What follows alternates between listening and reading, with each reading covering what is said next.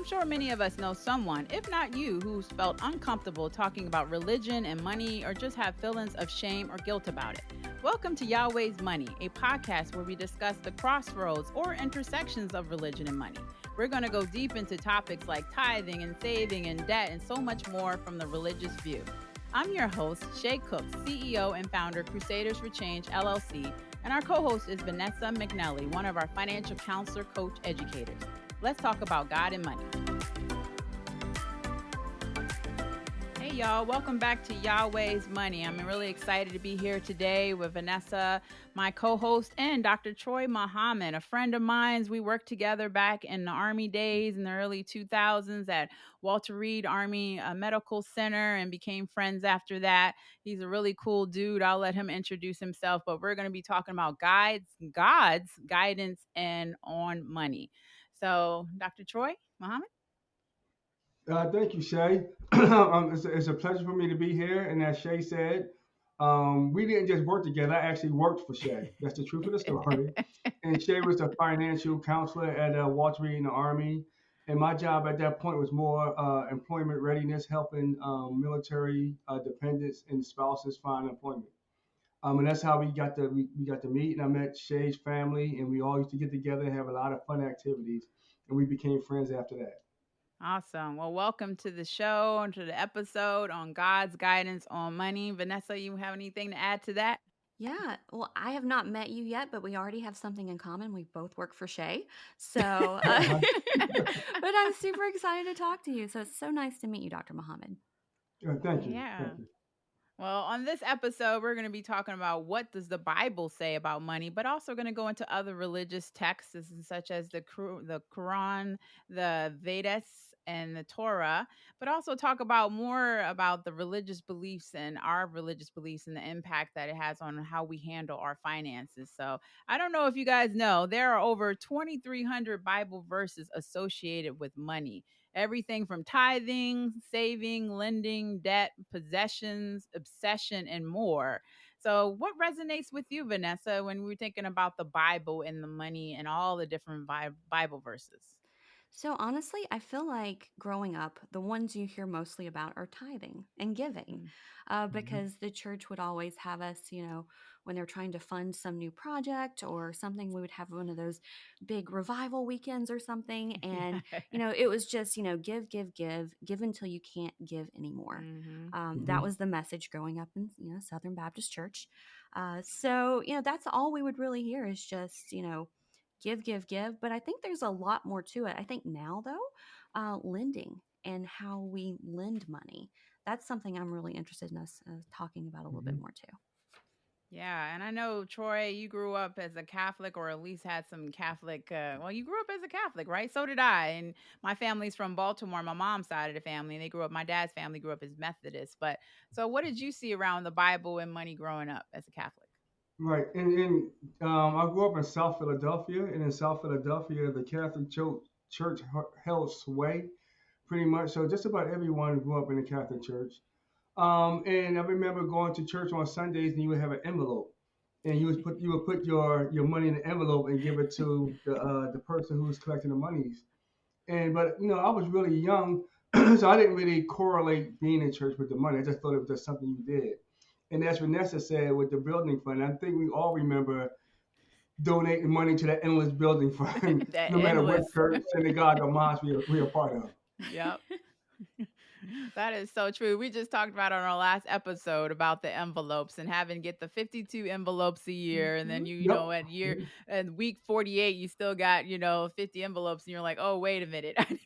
you Right. know, Yeah. so Yeah, and they really did that early on too. I remember being 4 and 5 years old and having my own little set of envelopes. And that is, I mean, you don't know what you're doing. You have no idea what those envelopes are really for. But they wanted to get you excited about giving. So Right. you had your little envelopes. I remember those too. but what is that teaching though? Because you're 4 and 5, you ain't making no money. So I mean, Right. I Mm-hmm. remember being younger too and getting. I don't think I was that young, but I mean, I grew up Catholic and they would pass around the plate, and I don't remember the envelopes. I remember more the envelopes from the Baptist side of my brain Mm-hmm. when I was brought up in the Baptist side of the church. But remember my mom giving me $1 or so to put in, and the envelope, and thinking, oh, well, I'll just get money from mom all the time. Hmm. So it's kind of teaching you something that later on in life, like if you need help, you go to mom and dad when you should be more self-sufficient. I don't know, that I just thought Hmm. about that right there in a moment. But yeah, what do you guys Hmm. think about that? No, I agree. And I know I got a story. Like when I was young, I had an uncle, and it was Easter Sunday. And he said, well, if you come past my house, me and my brother, at 10 o'clock on Sunday, he was going to give us $5. And this was the 70s. So $5 was like, it seemed like it was probably about $500 today. But he asked us to come at 10 o'clock, and church started at 10 o'clock. Mm. So we went to his house. I skipped church and I went to his house. And he said, well, aren't you supposed to be at church? And I said, yeah, but you were going to give me some money. And instead of giving me $5, he gave me a quarter. And I looked at the quarter kind of strange, like, why did you give me a quarter? And he said, I just wanted to see if you want to go to church or was you going to come get the money first? Mm. And I Wow. was a child, so of course I wouldn't got the money first.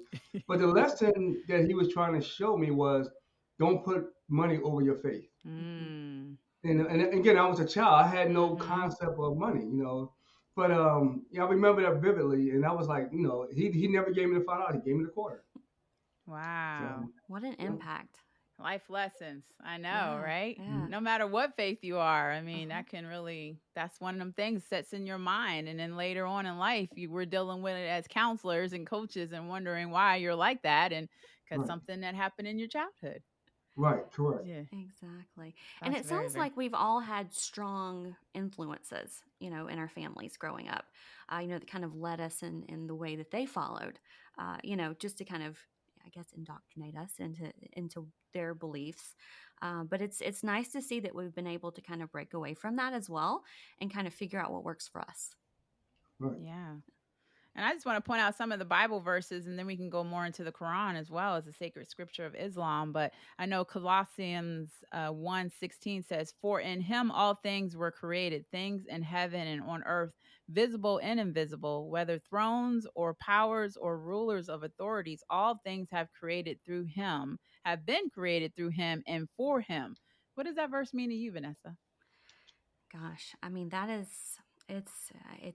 of sums it up, Mm-hmm. that there is one God and He rules, and He is over everything and everyone. So that to me that just shows that He's in control of everything. Mm-hmm. Whether it's the tiniest little situation or something huge in our life. So that's what it means to me. How about you, Shay? Yeah, similar. But I always go back to, if this is what you're reading and this is what you believe in as a young person or old person, that can really set you on a course, and bring some shame with it or Mm-hmm. guilt if you do not follow things the way it's written, and it's all left up to interpretation. Everybody has a different perspective on, I'm sure, this verse and many verses of whatever religious text you're reading.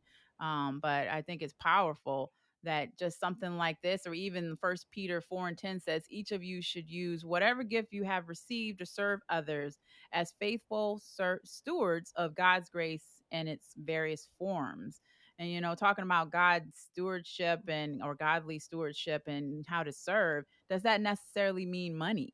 Your gifts could Right. be Right. time, it could be a talent. It doesn't have to Correct. be money, and that's where I struggle a lot. And I know I mentioned we're going to be talking about in our next episode going deeper into tithing, but that's where I Mm-hmm. struggle with. Does it always have to be a dollar? Can it be my time that I've given back to the community? Does that count when I'm giving back to people at work, or is that separate?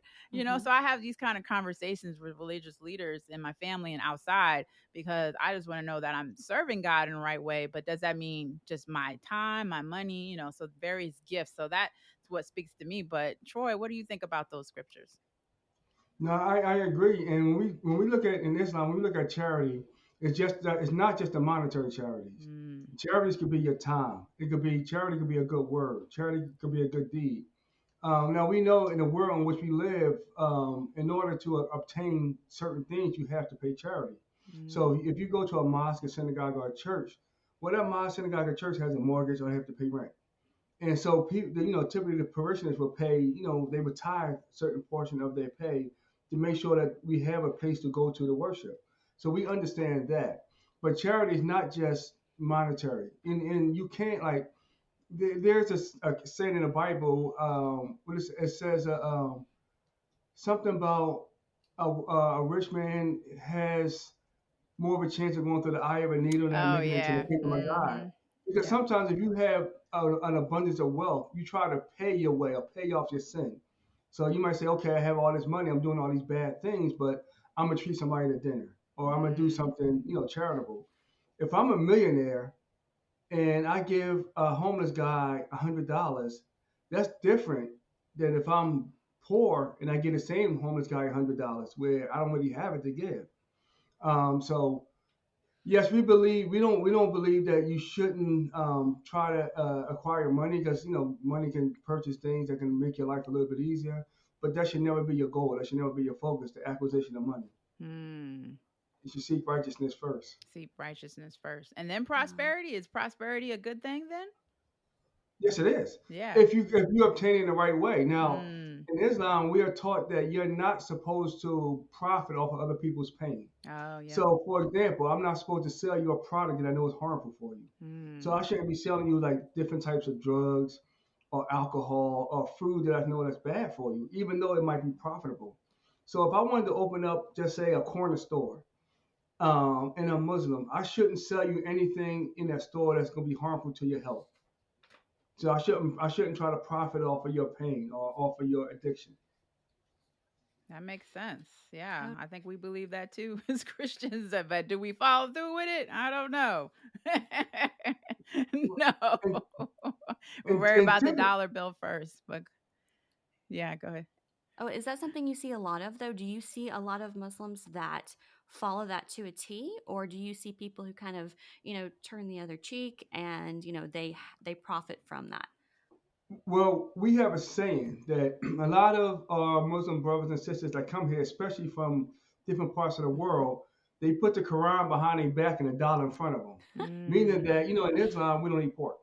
Right. Mm-hmm. But I could go to any of these stores that are owned and run by Muslims and get pork if I want to. Hmm. We're not supposed to smoke cigarettes. So I can go to any of these stores and buy cigarettes. We're not supposed to consume alcohol. I can go to any of these stores and buy alcohol.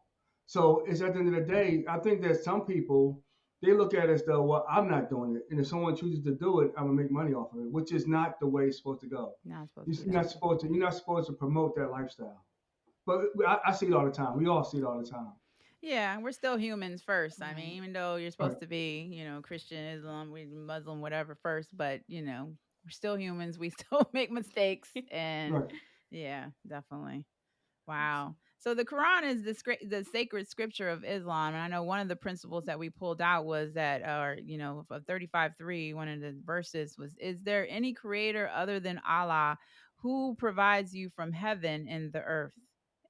There is no God but He. How then are you turning away from Him?" What does that say to you? What does that speak to you?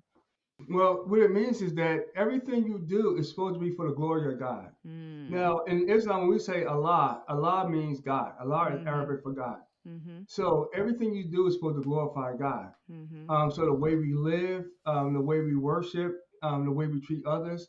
In Islam, normally throughout the year, there's a month called Ramadan, Mhm. in which all Muslims are supposed to fast. But not only are you supposed to abstain from food, you're supposed to abstain from impure thoughts. You're supposed to do good deeds. You're supposed to be very charitable. That's the way you're supposed to live every day. So this is an image of how you're supposed to live every day. So every day you live, you're supposed to glorify God. Mhm. And glorifying God, it does include prayer, of course. But glorifying God could be giving people, like we were saying before, giving somebody a good word. Mhm. Giving somebody, if you see somebody that's in need, you're helping them in any way in which you can. That's glorifying God. Now, the Quran, when you look at the Quran, it's we say surahs and ayat. A surah is like a chapter, and an ayat is like a verse. Oh, okay. But throughout the Quran, there are plenty of surahs that talk about usury, Usury, Mm. and that deals with interest. So we are forbidden to charge interest. So Shay, if you said, Troy, I need to borrow $500, and I give you 500, I loan you $500. You only owe me 500. You don't owe me 550. I'm not supposed to charge you interest, Oh, and I'm okay. not supposed to get involved in anything that involves interest. Now we know you're not going to really buy a house or a car or anything of a high value without some sort of interest. So it's always a dilemma right there. But we believe that debt is slavery. Whenever you owe somebody, you are enslaved to them. And you're not, before you die, if you have the means, you're supposed to settle all your debts. Mm. Because you're not supposed to owe anyone. But we don't believe in charging interest. We don't believe in, whatever I owe you is what I owe you. Whatever you owe me is what you owe me. I'm not supposed to take advantage of you and charge you more than what you owe me. No, Um, that's good. I know I'm reading more word and I'm in Luke right now, but throughout the New Testament, it talks about how Jesus didn't like, the tax beggars, the people that was charging interest. So it was a similar philosophy that he had as our, our holy God now that we weren't supposed to charge interest either. But in the common day, in the modern times, that is a common Right. practice. But then I hear over in Islamic countries, do they do that? Do they charge interest? Well, they're not supposed to. I would be surprised if they don't, I because know, they right? are Yeah. definitely they in a market, they in a business of making money. So Yeah. you're not supposed to. But yeah, you're not, like, when you charge somebody interest, you're taking advantage of them. So for Mhm. example, just say Vanessa, you was like, hey, my rent is $2,000. I don't have it this month. Can I please borrow $2,000 so I can pay my rent? right. Well, you are in a weakened position, so I can say, okay, I give you 2,000, but I want you to give me 3,000 back over the course of 6 months. You will probably want to say yes because you are in a position where you need that help, Right. and I'm taking advantage of you in that way. Yeah. And we're not supposed to take advantage of people in that way. Yeah. So that's why we don't really charge interest, and we don't do anything that's like underhanded financially. I'm not supposed to use finances to manipulate my way to get my way with anyone. I'm supposed to treat some. You know how the Bible says you're supposed to treat people as though you want to be treated. Yes. Mm-hmm. That's really same thing Islam. I'm supposed to treat you the way I want to be treated. I'm not supposed Mhm. to try to take advantage of you. Yeah. And the main way it is done is through interest. Mm. Even to the point where, there's some conversations right now going on in a mosque about cryptocurrencies and stuff like that, Yeah. investing money. Mm-hmm. And it's like, well, if you invest, like, what are you really investing in? Like, I don't know what my investment is buying. It might be doing something that is not beneficial to humanity, Mhm. but then it's profitable. Right. Mhm. So what do you do? Yeah. Mhm. That's so Think good. about the world that we live in, and if more people followed those simple principles, it would be a completely different place. To just think about Right, others and to bring glory in all that we do. Um, right, it'd be a wonderful place, right? It really Yeah. it's never gonna happen, but yeah, I mean, right, Right? it would Yeah. be. Yeah. People right. are out for their own self-interest, and like Mm-hmm. Troy was saying with the Mm-hmm. cryptocurrency, a lot of people have been asking me about that in different classes and even in counseling and coaching. And I right now is just it's not regulated. It's used by a Right. lot of bad people to move money across the world and different continents for bad things. So I Mm-hmm. just don't want to support that. Maybe eventually, I know a lot of politicians are like, "Oh, pay me in cryptocurrency to get people involved," not understanding that there's a lot of stuff that behind the scenes going on that's not Mhm. beneficial to this world. It's not even just this Right, country. But correct. going back to like you're saying, glorifying God, how do you, as a Muslim in the Islam religion, do they use money to glorify God? Is that just the way they give back to people, or is there something more specific? Well, we're taught that, if you are a person who has means, you're supposed to help build up or develop your community as well. Mm-hmm. So if I live in Baltimore, and Shay, you're from Baltimore, Mm-hmm. Baltimore is a city by city block. Mm-hmm. One block is great, one block is a little bit less than great. Yep. Another block is great, another block is less than great. So if I'm moving to Baltimore and I'm a person of means and sustenance, I'm supposed to try to help those around me to get that same means and sustenance. I'm not supposed to take from them, I'm supposed to give. Not necessarily monetarily give, but again, the best thing you can probably give is a word that would encourage somebody to do better. Mm. So, for example, this actually just happened last Sunday. It's a guy who comes around. He wants to wash the cars to make a couple of dollars. So I let him wash the car, and I always, give him more than what he asked for. But I don't just give him money. I always try to talk to him while he's washing the car. Mm. Because you know what I mean. The money, who knows what's going to happen with the money? But the message you're giving might be something to help change his life. And that same day, last Saturday, a young lady walked past, and it looked like, life has been a little rough for her. It looked like she might have been, had some substance abuse challenges, if I had to Mm. guess. And she asked me, did I have a dollar? And I said, yeah, I do. But I said, what I want you to do, I want you to help me pick up the trash on the block. So I went Mm. and got a trash bag, and we walking, we picking up trash. But again, it's giving me an opportunity to talk to her, Mhm. and I wind up giving her more than what she asked for, and everything like that. So it's not about a person moving into a community having money and just giving money away. Because now I'm trying to buy my sins off. It's like, okay, if I'm gonna give you something, I'm gonna talk to you. We're gonna talk about things you can do to get yourself out of this condition. So that's what you're supposed to do in your community. If you are a person of sustenance, you live in the community, you're supposed to try to uplift your community. And that's no matter what religious background or faith you believe Exactly. in. That's Hmm. beautiful. Like it Yeah. got me want Yeah. to shout like, yeah, knowledge is power. And you know what? The money people like, money can buy anything. No, knowledge is what you need. And that's what's going Right, to move you forward. And I think even as financial counselors and coaches, people were like, it's about the money. No, it's about the knowledge that we're imparting, the tools, the skills that right, we're giving people to not only manage their money, but to manage their life and get back on track to be better people. right, And then spread right, that gospel word, whatever knowledge to other people so we can all grow and be better. That's beautiful. That's beautiful, Troy. That's beautiful. right. So Totally. let me ask you this question. So what do y'all do if you see a person who asks for money and Mm. you think they might use that money for an unrighteous purpose? Do you give it to them or what do you do? I've So, always, so go ahead, Vanessa. You go oh, first. I grew up in a family where, giving brought all of us joy. I saw that in my Hmm. grandfather and my mother, my father.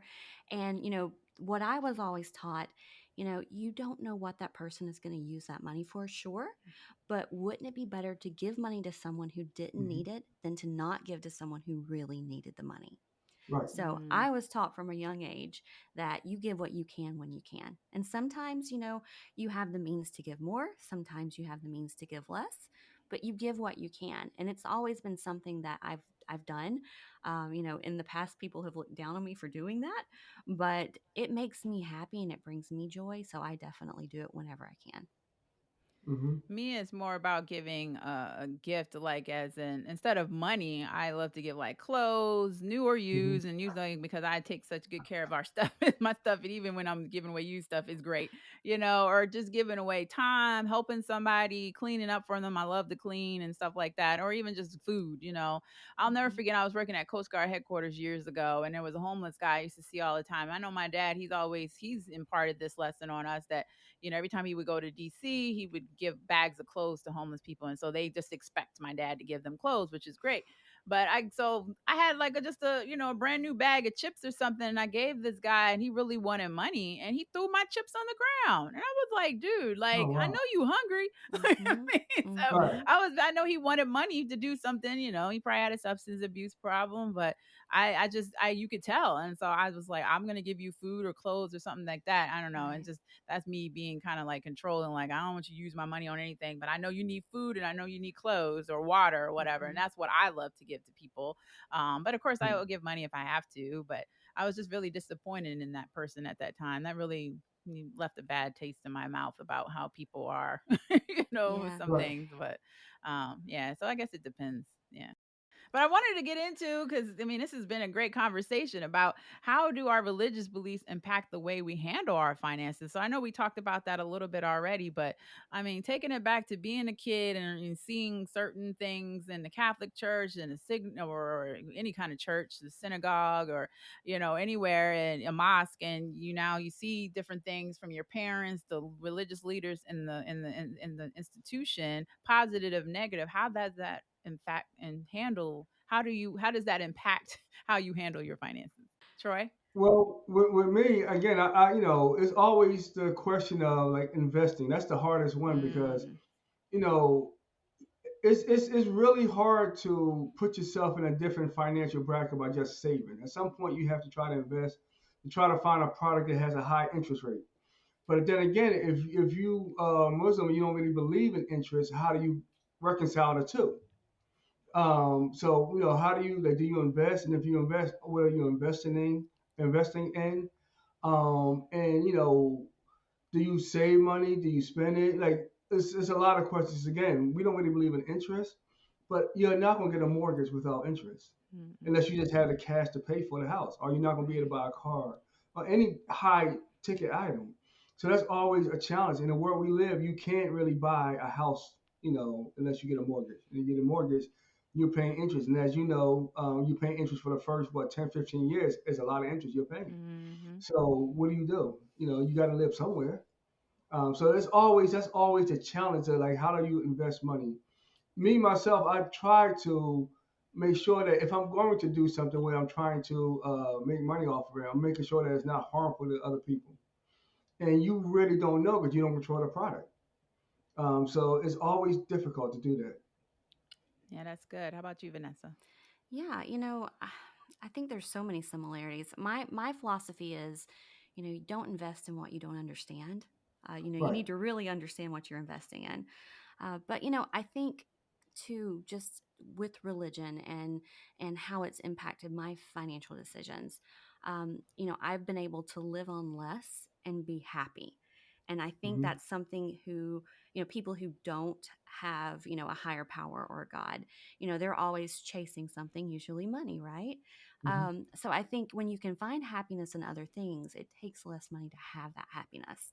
And I Mm. think that that's impacted me positively because I can, live on a small salary or a large salary and be just as happy or joyful because of it. But also negatively, I think people expect more from you. They expect you to give more. They expect you to be involved more. They expect those things because of your background and your religion. Hmm. Wow, And that's I think good. the challenge is we are bombarded with advertisement commercials Hmm. where it's this new car, this new phone, or this house, or this, and it's always stuff that you see, and it makes you want it. You're right, Vanessa, and it makes you want to aspire to have those things. And if you don't have the means to get it, it might make you think about, well, I can do this to probably get that. I can probably do this Hmm. to get, which is not right. You're supposed to aspire to be righteous. Right. But Mhm. we live in a world where you're bombarded with information that you shouldn't aspire to be righteous. You should be inspired to be rich, and Hmm. that's the world in which we live. Hmm. Exactly. It is this world.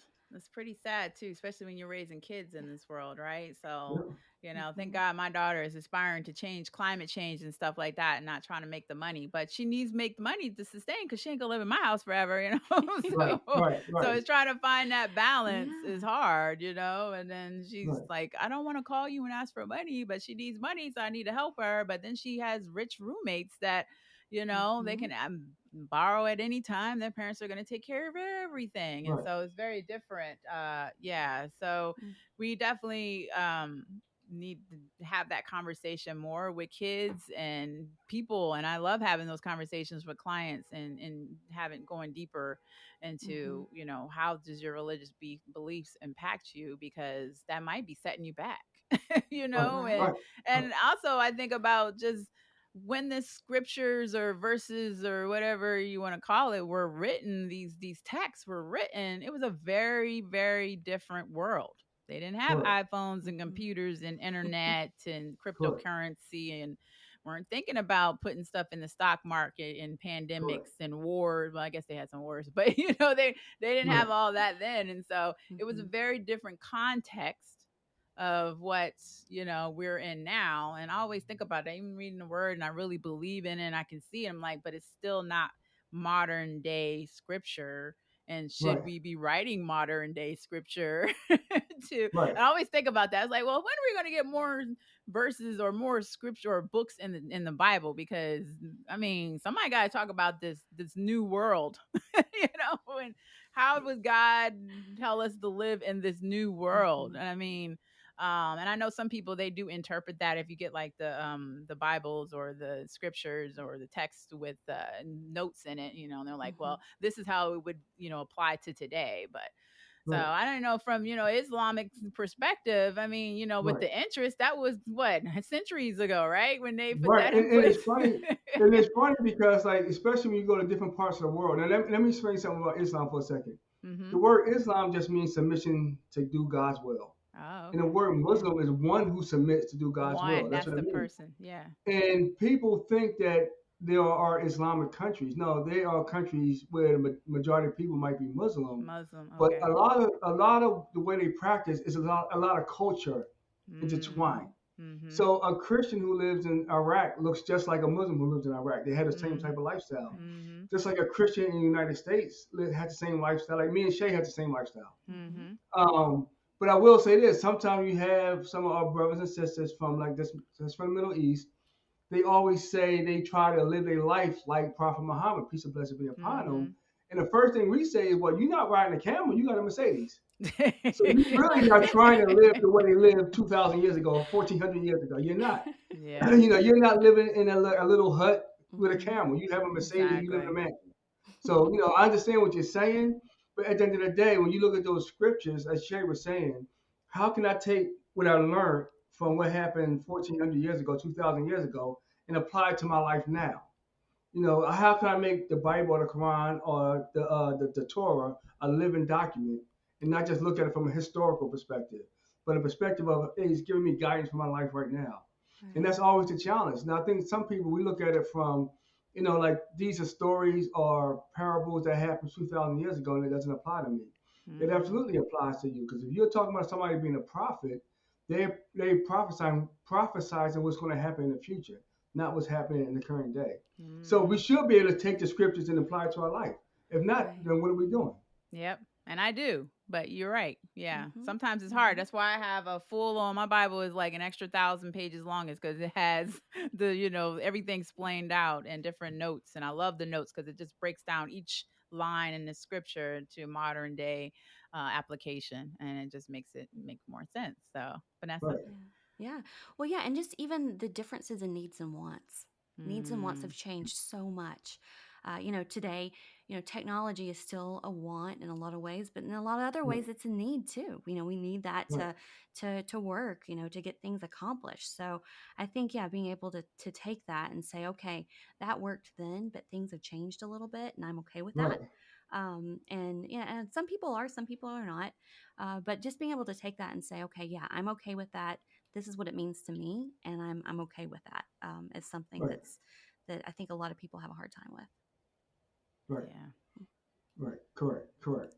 But I think I just know in Islam, the culture gets so much mixed up with the actual religious beliefs that it's really hard. Like Mm. people take like, oh well, if you Muslim, you're supposed to do this. A woman's supposed to walk 3 paces behind a man and Mm. stuff like that. Well, that's something that might happen in Japan as well. You know what I mean? So that's Mm. more of a Mm-hmm. cultural thing. It's not a Culture. religious Yeah. thing, right? The Quran teaches you to dress modestly. Well, modest in Saudi Arabia looks different than modest in New York. Modest in New York might be jeans, sneakers, and a Mhm. shirt. Yeah. But in Saudi Arabia, that's not necessarily considered modest because the culture there is a little bit different. So you Mhm. might see people covered up more. But Mhm. again, it's modesty. The whole purpose of it is not to promote a lustful environment. That's the whole Mhm. purpose of it. Mhm. So you'll see people, well, the woman, her hair is not covered up. I mean, in New York, no one is going to look at a woman's hair, considering what we can see in the United States and be turned on, because there's so much stuff you're going to look at with a woman. I'm not going to look at the hair. Oh, look, Shay got braids. But now, if you're in Saudi Arabia, where they typically don't see the hair of a woman, it might be Mm. perceived differently. Mm-hmm. Yeah. But modesty is the key. I'm not supposed to promote a lustful environment. Mhm. Oh, that makes good sense. And I can see the Yeah. PM same with money too, right? The misinterpretation of the Yeah. text and how you're supposed to use your money or serve God and people and yourself with money. There's definitely a lot of misinterpretations there. And that's what we're here about talk about the intersection of money and religion and how people misinterpret it and how it can really affect you positively and what we see more or less is negatively when it comes to money and religion. So Right. awesome. Well, any final words before we wrap up? I would definitely like to thank you for having me. It was definitely an enlightening conversation. And at the end of the day, when we look at religion and money, if you have a person that's Muslim and is living the life they're supposed to live, a person that's Christian and they live in the life they're supposed to live, and a person that's Jewish and they live in the life they're supposed to live, we supposed to look the same. Mm, It's not that much difference. yeah. It might, if you're talking about 100%, there's probably 98, 99% of things that we agree upon. And the 1% might be dogmatic practices of Hmm. the religion. So at the end of the day, we're supposed to have the same appearance. If we are all living the way we're supposed to live. And with money, we are not supposed to take advantage of each other. If I'm in a strong position and somebody's in a weaker financial position, I'm not supposed to take advantage of their ignorance to profit off of their pain. That's the main thing about Islam. Don't profit off of another person's pain or ignorance. Don't profit financially off Yeah. of their pain and ignorance. Oh, And that's a problem across the yeah. world, but definitely not. We should not. We definitely shouldn't be doing it, but it's definitely seen often. Yeah. Vanessa? No, and it's been so nice talking to you, Dr. Muhammad. I feel like so many times, like you said, it's that 1 or 2% that's different, but that's what people focus on is the differences versus the similarities. And there are so many similarities, and we should all want what's best for, ourselves and our families and our friends and people we don't know. So that's been so nice to kind of hear that and talk Right, through that. So thank you.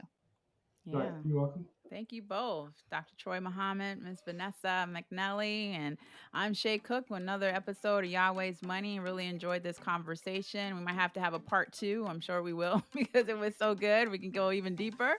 But definitely, if you have any questions, please email us at Yahweh at crusaders4change.org. We would love to answer those on the next episode. And as well, if you need any assistance getting out of debt, improving your credit, saving, and much more, we're here to support you. You can go to our website, crusaders4change.org, and schedule a 15-minute clarity call. So thank you for your time. We look forward to talking to you in our next episode. Thank you for listening to this episode of Yahweh's Money. We hope you enjoyed our deep dive into the crossroads of religion and money. If you have any questions or suggestions of topics you would like to hear us tackle, please email us at yahweh@crusaders4change.org. Also, we would love to hear your feedback on today's episode, so please leave us a review and remember to subscribe to our podcast. To hear all of Yahweh's Money's latest episodes, please visit us at www.crusaders4change.org or wherever podcasts are found. God bless.